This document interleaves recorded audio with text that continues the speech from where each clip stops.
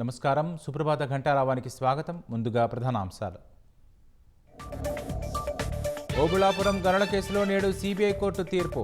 తేలనున్న గాలి జనార్దన్ రెడ్డి, సబితా ఇంద్రారెడ్డి భవితవ్యం.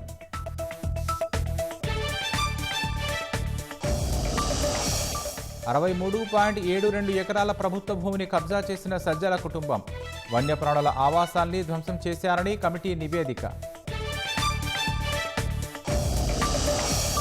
అన్నదాతలకు తీరని వేదన మిగిల్చిన అకాల వర్షం.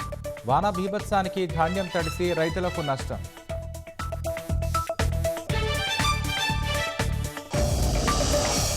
ప్రసూతి సెలవులకు 2 పిల్లల నిబంధన ఎత్తివేత.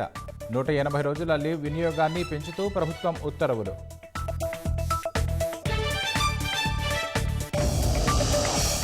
జలమార్గంలో నౌకాదళ పోరాట సామర్థ్యం మరింత బలోపేతం. విశాఖలో మల్టీ ఇన్ఫ్లుయెన్స్ గ్రౌండ్ మైన్ పరీక్ష విజయవంతం.